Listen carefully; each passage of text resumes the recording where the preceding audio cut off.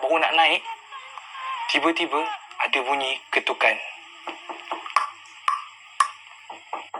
Masa dengar ketukan tu, Pak Mat terkejut sangat-sangat. Sebab apa? Sebab ketukan tu datang daripada partition yang ada kat belakang.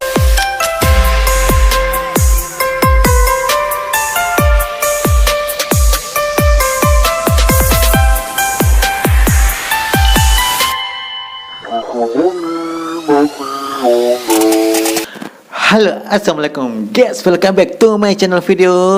Jumpa lagi. Okey, selamat datang bapak-bapak, ibu-ibu, selamat datang semuanya. Selamat datang. Langsung saja kita lihat videonya. Check it out. Ya, inilah videonya. Apakah yang akan terjadi? Nomor 5. Wow, Jalan Bukit 7. Jalan bukitnya ada 7, bro. Laluan Bukit 7 berdekatan dengan Pekan Merapuh Kuala Lipis Pahang sekitar tahun 90-an telah menjadi laluan utama bagi daerah Pahang ini ya. ke Kelantan melalui Jalan Gua Musang. Laluannya berbukit dengan jarak tidak sampai 20 km. Sepanjang laluan tiada lampu jalan, tiada kemudahan asas, hanya dikelilingi hutan tebal. Di kawasan berbukit ini terdapat pelbagai hanya dikelilingi oleh hutan-hutan. Banyak kemalangan maut.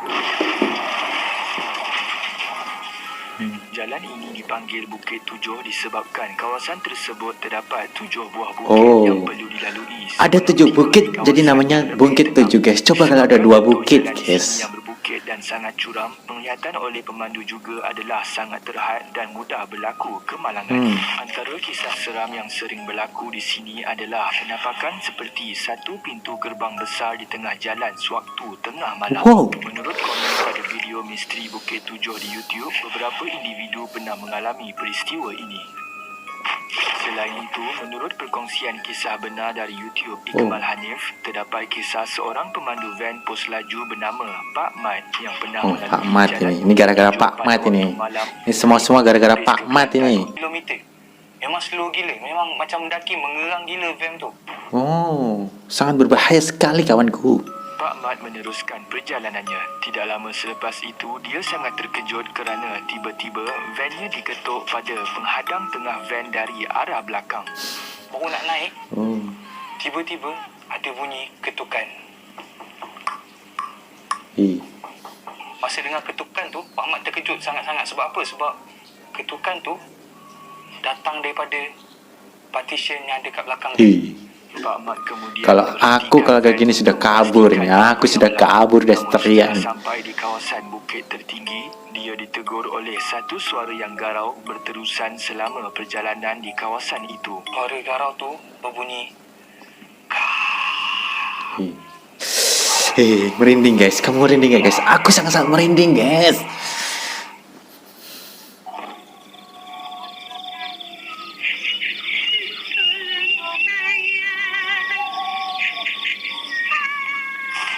Setiap kereta yang berselisih dengan van Pak Mat pasti akan memberi isyarat lampu tinggi seperti ada sesuatu di van tersebut. Jadi orang yang di mobilnya itu melihat, guys, ada sesuatu di dalam mobil itu. Keburuk berambut kusut masai dengan mata memandang ke bawah. Masih nak tukar gear kan? Nak tukar gear tu, nak turun bawah. Betul-betul depan van dia ada seorang perempuan bermuka sangatlah buruk berdiri depan van dia. Yang berdiri tu sangat menakutkan sekali, kawan-kawanku.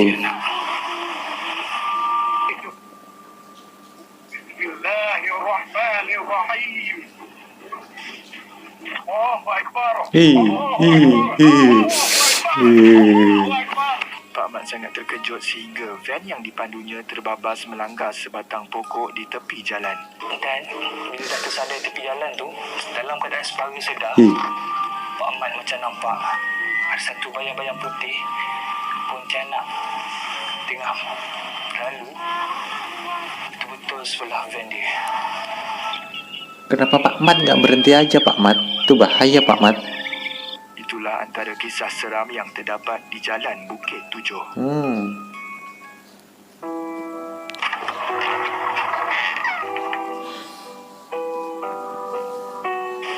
Ini yang keempat ini. Jalan Gopeng ke Gua Tempurung. Oh, jalan Gopeng ke Gua Tempurung. Jalannya Gopeng ini pasti ini. Kawasan ini sering kali menjadi buah mulut pengguna lebuh raya utara selatan dan laluan ini terkenal sebagai kawasan paling kerap berlaku kemalangan membabitkan kematian yang mengerikan. Pada 6 Januari 1996, berlaku kejadian tanah runtuh di lereng bukit berhampiran RNR Gua Tempurung yang telah mengorbankan seorang pemandu lori ketika melalui lebuh raya. Setelah kejadian tersebut, kawasan RNR yang rosak teruk akibat tanah runtuh itu telah ditutup. Kawasan ini terletak di bahagian kiri lebuh raya menghala ke selatan dan dapat dilihat kesan jambatan lama yang ditinggalkan. Oh, ada jembatan. Ini pasti jembatannya ini. Bahaya ini. Melibatkan ahli politik dan peguam terhormat iaitu Karpal Singh dan pemandunya maut di situ. Kenderaan jenis Toyota Alphard tersebut remuk selepas dipercayai hilang kawalan dan melanggar sebuah lori di laluan ini pada April 2014. Menakutkan, guys. Di sini adalah terdapat pengguna yang menceritakan bahawa ada sesuatu yang menggoncang keretanya ketika berhenti untuk melelapkan mata di hentian Gua Tempurung ini. Selain itu, terdapat kisah oleh pasangan yang berhenti di RNR Gua Tempurung. Sewaktu di RNR, isterinya keluar dari kenderaan untuk ke pintu belakang bahagian penumpang kerana ingin mengambil sesuatu di dalam beg. Kenapa kamu ngambilnya nggak dari depan aja? Dari depan.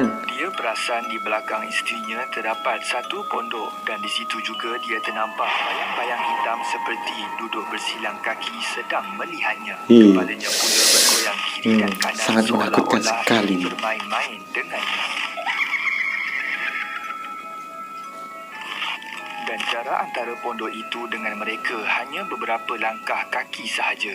Setelah itu, pasangan ini terus bergegas keluar dari RNR tersebut sambil membaca ayat-ayat suci Al-Quran. Kawasan hentian ini juga dikelilingi pokok-pokok besar dan dikatakan sangat menyeramkan terutamanya pada waktu malam.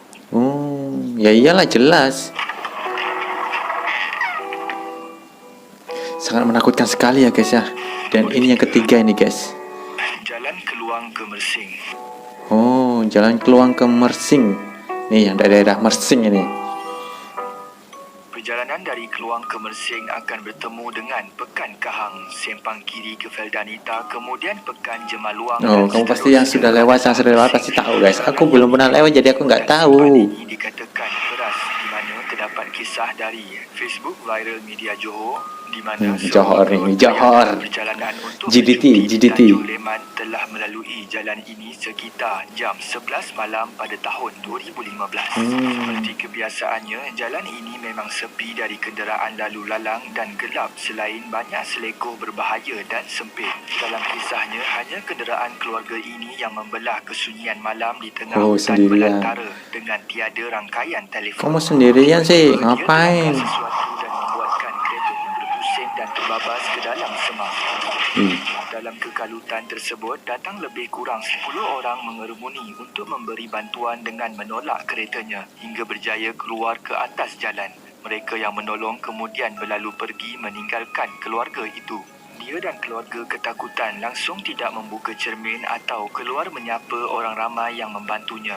Dia asyik berfikir, siapakah yang membantunya tadi? Dan dari mana yang bantu pasti orang-orang ini. Esokan hari, dia merasa hairan kerana keretanya langsung tiada kesan kemik atau pecah padahal dia melanggar sesuatu yang besar malam tadi. Menurut YouTube Faizul Zahrin Zakaria, dia menceritakan kisah benar pengalaman seram ketika melalui Jalan Kahang sewaktu perjalanan beliau ke Mersing untuk memancing. Menakutkan pada sekali ya, Oktober sangat-sangat 2019. menakutkan guys. Dia yang tidak pernah Makanya kamu melalui kalau jalan pergi jangan ini sendirian telah ya. diserempakkan Apalagi single, kamu lebih baik dengan orang ya. bas simpang Dengan jalan kawan, keberadaan dengan saudara lebih bagus. Ini bahaya nih. Rambut panjang mengembang turun menyepi. Tangan dia letak dekat kursi tempat dia duduk tu. Dia tak pandang atas, dia pandang bawah. Duduk dekat lantai. Itu memandang ke bawah. Coba kalau dia memandang ke atas, pasti mukanya.